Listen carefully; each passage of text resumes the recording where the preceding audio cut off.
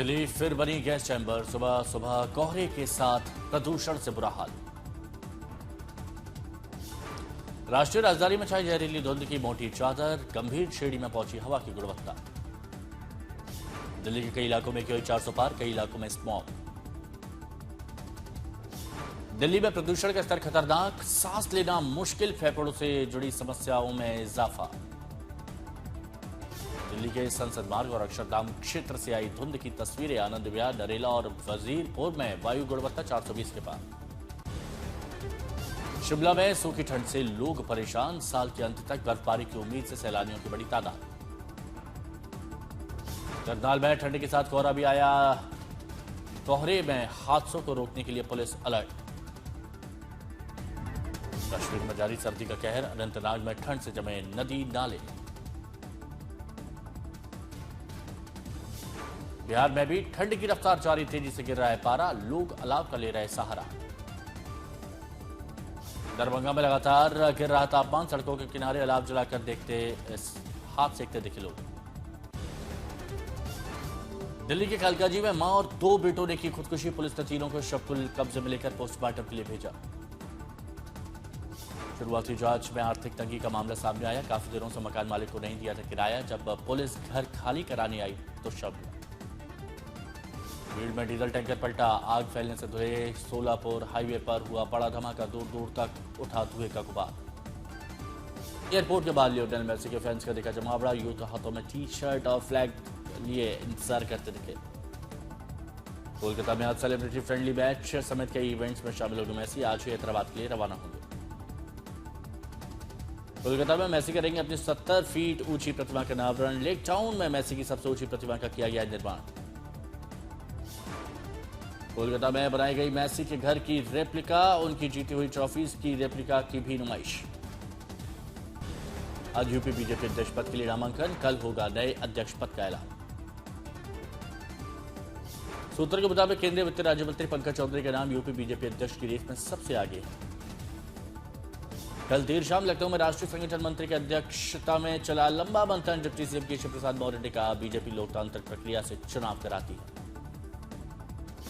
19 दिसंबर से शुरू होगा यूपी विधानसभा का शीतकालीन सत्र, एसआईआर को लेकर हो सकता है हंगामा। इंडिगो पिछले 4 दिनों से अपने उड़ानों का सामान्य कर रहा है परिचालन, 2000 से ज्यादा उड़ानें ऑपरेट हुई।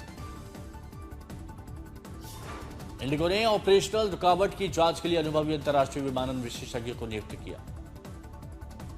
इंडिगो ने एयरक्राफ्ट पार्ट्स पर 900 करोड़ रुपए से अधिक कस्टम ड्यूटी की वापसी के लिए दिल्ली हाईकोर्ट में याचिका दायर की। डीजीसीए नियमों पर मार्जिन का आरोप, पायलट की मौत के बाद भी इंडिगो ने सुरक्षा नियमों का पालन नहीं किया। गोवा अग्निकांड में लूथरा भाइयों का होगा हिसाब, फुकेट से लाया गया बैंकॉक, अब भारत लाने की तैयारी। गोवा के कलंगुट एमएलए माइकल लोबो ने अग्निकांड मामले में लगाए भ्रष्टाचार के आरोप, अब बीजेपी ने मांगा स्पष्टीकरण, मजिस्ट्रियल जांच होगी। आम आदमी पार्टी के राष्ट्रीय संयोजक अरविंद केजरीवाल ने गोवा के सीएम प्रमोद सावंत पर हमला बोला, कहा कम से कम नाइट क्लब में आग लगने की घटना पर लोगों से माफी मांगे। दिल्ली लाल किला मामले में 5 आरोपियों की कोर्ट में पेशी, सभी को 12 दिन की हिरासत।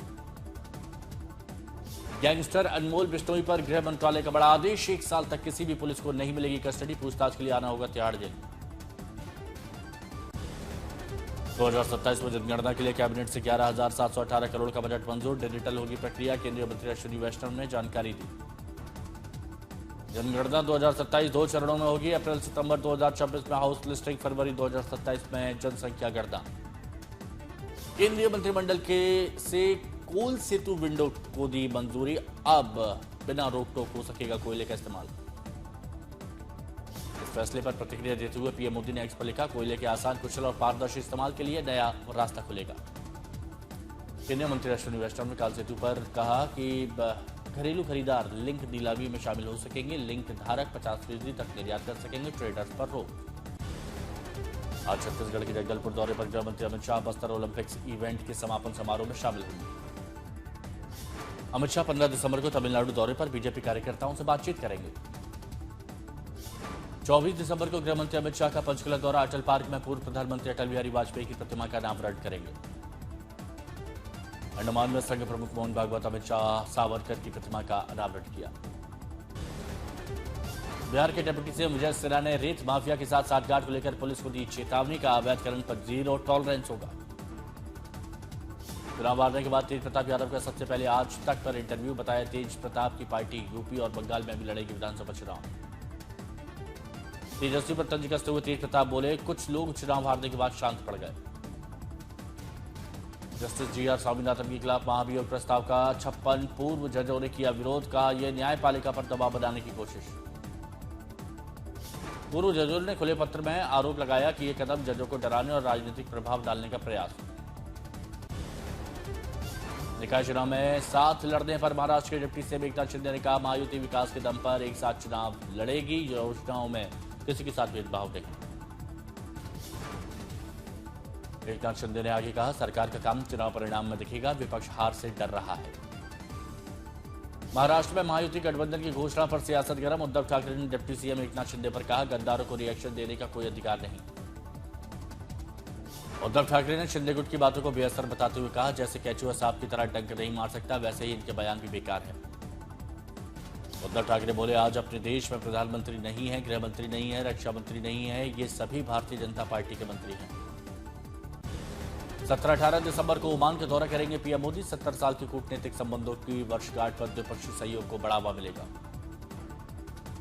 यूपी डिफेंस इंडस्ट्रियल कॉरिडोर में 62 कंपनियों को 977 हेक्टेयर से ज्यादा जमीन आवंटित, 11,997 करोड़ निवेश तय। यूपी रक्षा विनिर्माण में बन रहा ग्लोबल हब डिफेंस कॉरिडोर के तहत 197 एमओयू साइन किए गए, 110 कंपनियां पाइपलाइन में, नई नौकरियों की संभावना। अयोध्या में राम मंदिर प्राण प्रतिष्ठा की दूसरी वर्षगांठ, 31 दिसंबर को 7 उपमंदिरों का ध्वज वंदन।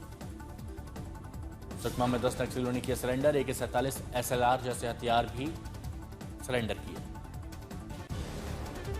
भारतीय सैन्य अकेडमी पासिंग आउट परेड आज, आर्मी चीफ होंगे शामिल, लगभग 500 कैडेट बनेंगे सेना के नए अधिकारी। दिल्ली में होंगे अब 13 जिले, दिल्ली कैबिनेट की बैठक में जिलों के पुनर्गठन के प्रस्ताव को मिली मंजूरी। दिल्ली की सीएम रेखा गुप्ता का ऐलान, शासन होगा और अधिक सुचारू, बढ़ेगी पारदर्शिता और जवाबदेही। दिल्ली में प्राइवेट स्कूलों की फीस के सिलसिले में नया कानून लागू, Delhi school education fees regulation act 2025 को सरकार ने किया नोटिफाई। नए कानून के तहत स्कूलों में फीस बढ़ाने के खिलाफ 15% अभिभावकों की शिकायत पर होगी कार्रवाई, बिना अनुमति के एक्स्ट्रा फीस नहीं ले सकेंगे स्कूल। दिल्ली सरकार अस्पतालों में अटेंडेंट्स के लिए बनाएगी रोस्टिंग रूम, भीड़भाड़ कम करने की नई पहल शुरू। दिल्ली के सैनिक फॉर्म में DDA की बड़ी कार्रवाई, आलीशान गोटी पर चलाएगा बुलडोजर।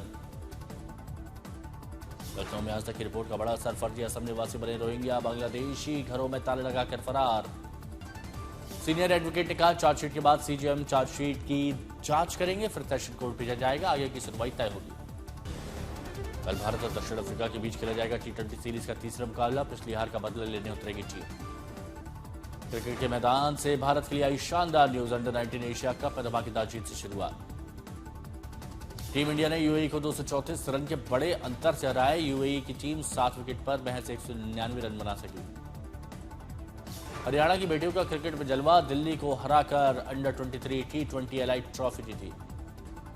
पीलीभीत की नगर पालिका में घोटाले का मामला, 5 कर्मचारियों पर FIR, 2 को भेजा जेल। पटना में दाढ़ी युवक की पीट कर अत्याचार, नाबालिगों पर हत्या का आरोप। इंदौर में शादी से पहले दूल्हे के घर के बाहर मिला धमकी भरा पत्र, पत्र मिलकर बारात लेकर आए तो वापस दूल्हे की लाश जाएगी, पुलिस सुरक्षा में शादी। गुजरात के वलसाड़ में लुक्ट्रो प्लास्टिक फैक्ट्री में अचानक भड़की आग, इतनी भीषण थी कि देखते ही देखते पूरा परिसर धुएं में छा गया। वलसाड़ रेलवे स्टेशन पर चलती ट्रेन के टॉयलेट में मिली एक नवजात बच्ची, पुलिस ने 3 आरोपियों सहित नाबालिग लड़की को हिरासत में लिया। विकासनगर में STF की बड़ी कार्रवाई, जानवरों के अंगों के साथ 2 तस्कर गिरफ्तार, 5 जंगली जानवरों के नाखून समेत भालू की पित्त बरामद। बुलंदशहर में एक दूल्हे ने दहेज के 51 लाख रुपए वापस किए, 1 रुपए के सिक्के से की शादी, लोगों के लिए मिसाल।